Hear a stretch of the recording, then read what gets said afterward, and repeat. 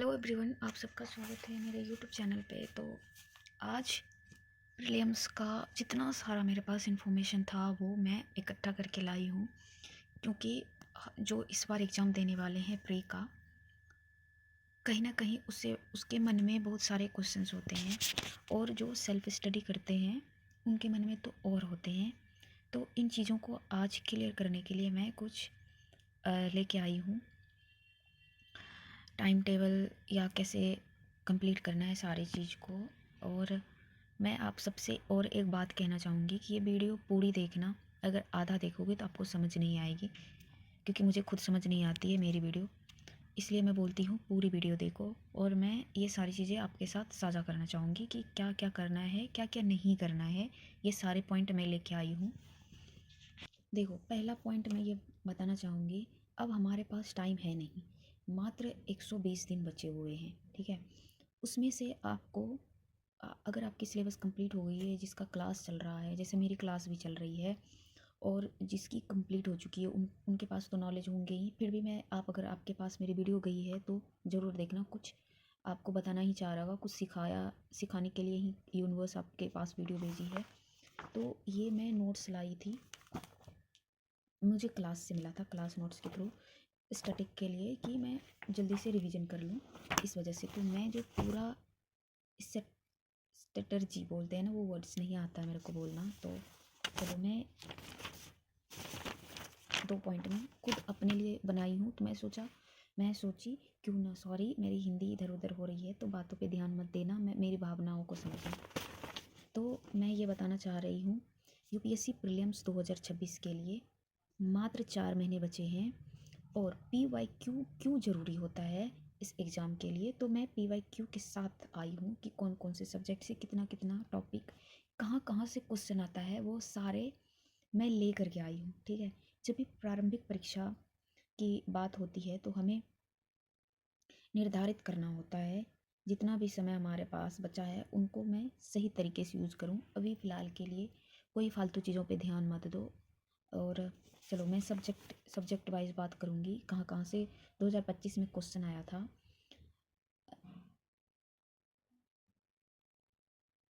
Okay okay okay, total 13 subject हैं, ठीक है। और सी सेट को छोड़ के 13 बता रही हूँ, सी सेट प्लस 14 हो जाएंगे। हम बात करते हैं ancient history, art and culture. Art and culture से एक आया है, और एंशियंट हिस्ट्री से 6 क्वेश्चन आया है। बेसिक साइंस से 2 क्वेश्चन आए हैं, इकोनॉमी से 15 क्वेश्चन आए हैं, और इन्वायरमेंट एंड इकोलॉजी से 13 क्वेश्चन आए हैं, ज्योग्राफी से 13 क्वेश्चन आए हैं। देखो, ये सब ना कोर सब्जेक्ट है, इस पे मतलब करना तो आपको सब पे मेहनत है, तभी आपके रिजल्ट आ पाएंगे। दूसरा है गवर्नमेंट से एक क्वेश्चन आया है, IR से एक क्वेश्चन आया है, मॉडर्न हिस्ट्री से 8 क्वेश्चन आए हैं, मिडेवल से एक क्वेश्चन आए हैं, पॉलिटी गवर्नेंस से 11 क्वेश्चन आए हैं, और साइंस एंड टेक से 6 क्वेश्चन आए, करंट अफेयर से 22 क्वेश्चन आए। सबसे इम्पॉर्टेंट ये है कि करंट अफेयर को करंट अफेयर की तरह मत पढ़ो। करंट अफेयर को आप नॉलेज, मतलब आप इस तरह से पढ़ो, हर सब्जेक्ट में डिवाइड, कनेक्ट, लिंक कर करके पढ़ो। यानी कि करंट अफेयर को इस तरह आप पढ़ लोगे तो नहीं। CA से जो प्रश्न पूछे जा रहे हैं, हर सब्जेक्ट से लिंक करो, लिंक्ड करके आप पढ़ो।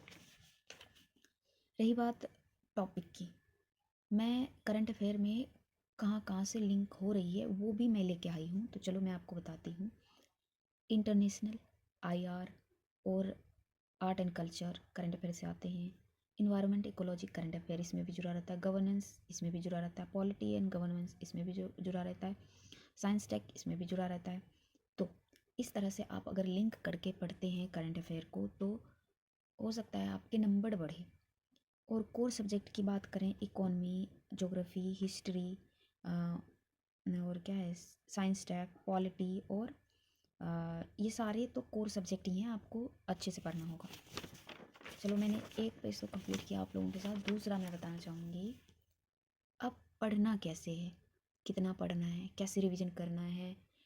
देखो, रीड नहीं करनी है, रिवीजन और रीड में दोनों में महत्वपूर्ण, दोनों में अंतर होता है, धरती आसमान का अंतर होता है।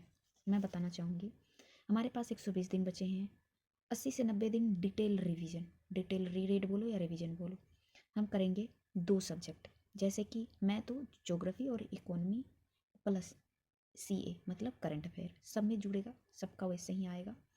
और मैं बताना चाहूँगी दूसरा रिवीजन भी इसी तरह होगा। देखना, शांति से ध्यान से सुनना मैं क्या क्या बोल रही हूँ। इकोनॉमी प्लस ज्योग्राफी को 20 से 25 दिन में कंप्लीट करना है, ठीक है। जो अगर आपकी कंप्लीट नहीं हुई है, सिलेबस में कुछ बचा है, तो घबराना मत। मैं यही कहूँगी उसे आप कंप्लीट करने की कोशिश करो 20 से 25 दिन में। उसके बाद उसके साथ रिवीजन भी करते चलो। पहले देखो मैं क्या बोल रही हूँ, यूनिट कंप्लीट होने से पहले PYQ की क्लास देखनी है। फिर उसके बाद यूनिट कंप्लीट होने के बाद PYQ का मॉक टेस्ट देना है।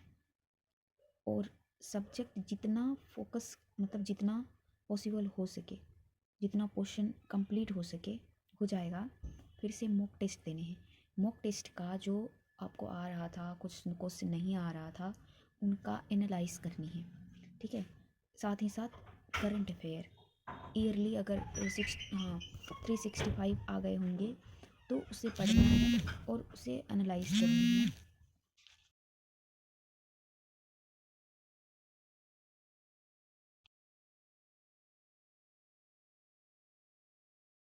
उसके बाद CA पढ़ने के बाद, CA मतलब करंट अफेयर पढ़ने के बाद मॉक टेस्ट एनालाइज करना है और साथ ही शॉर्ट नोट्स बनाना है। अगर आप स्टार्टिंग में कोई शॉर्ट नोट्स नहीं बनाए हैं तो कोई बात नहीं।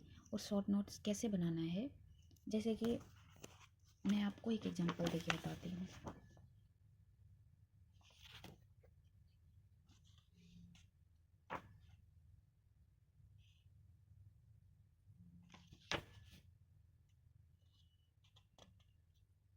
हाँ, मान लो मान लो भौगोलिक विस्तार कोई एक टॉपिक है, ठीक है। उसमें आर्य मुख्य रूप से सिंधु घाटी के क्षेत्र में सीमित, जिसे ऋग्वेदिक इस तरह से है को, ठीक है। उसमें से कुछ पॉइंट होंगे आपके, अगर नोट्स मिले होंगे उसमें ब्लैक पॉइंट होंगे, ब्लैक पेन से लिखा होगा उस पर, उसको उस तरह से आप छोटा छोटा मतलब 2-4 मतलब उसके वर्ड लिखने हैं। जैसे एक आपने टॉपिक लिखा, उसका क्या क्या पॉइंट है पहले आप पढ़ोगे तो आपको नोट्स बनाने आ जाएंगे। उस तरह से आपको बनाना है। देखो हमको किस तरह पढ़ना है, हमको एक्टिव लर्नर की तरह नहीं पढ़ना है, हमें पैसिव लर्नर की तरह पढ़ना है। अब ये हो गया, इस तरह से आपको बनाना है। अब आप स्रोत में सोर्स क्या रखना चाहते हो, ठीक है। सीमित सोर्स, किस प्रकार आप पढ़ रहे हो, रीडिंग बिटवीन लाइन करना है। फॉर एग्जांपल के लिए जो आप लिखा हुआ है उसी को सिर्फ पढ़ना है, या शब्द जो नहीं लिखा है उसको पढ़ना है। आप बोलेंगे कि जो लिखा हुआ है ही नहीं, मैं उसको कैसे पढ़ूंगी, तो मतलब शब्दों की गहराई तक जाना है आपको। इस तरह आपको पढ़ना होगा। पहला PYQ देना है। जब भी आप पढ़ रहे हो रीडिंग बिटवीन को नहीं पढ़ना है, उसे विस्तार रूप से पढ़ना है। पढ़ते टाइम रणनीति आपको शॉर्ट रणनीति बनाना होगा, रिवीजन रणनीति उसको शॉर्ट करना होगा। अगर आप पॉलिटी पढ़ना है तो उससे पहले PYQ देखना होगा। हर सब्जेक्ट इसी तरह पढ़ना होगा जो मैंने सब कुछ बताया है। और पहले PYQ पढ़ो, फिर PYQ सॉल्व करो। मतलब PYQ देखना है, फिर पढ़ना है, फिर PYQ सॉल्व करना है, फिर CA का देखना है, उसको कनेक्ट करके पढ़ना है। तो जहाँ तक हुआ मैंने इस तरह से आप सबके लिए, और मैं खुद यही फॉलो करूँगी, इसलिए मैं सोचा क्यों ना आप लोगों के साथ भी शेयर किया जाए। देखते हैं रिजल्ट क्या आता है। हारना नहीं है। और आपके मन में थोड़ी सी घबराहट हो या होती है, हर स्टूडेंट के साथ होती है, तो अगर ऐसा वैसा कुछ हो रहा है तो घबराओ मत। फिर मिलेंगे लवासना में अगर आप लोग सिलेक्शन होती है इन सब की तो चलो इस वीडियो को हम यहीं पे विराम देते हैं। अगर आपको वीडियो अच्छी लगे तो लाइक और चैनल को सब्सक्राइब कर लेना, क्योंकि आपको इसी प्रकार की सारी वीडियो मिलती रहेगी। ठीक है गाइस, बाय बाय।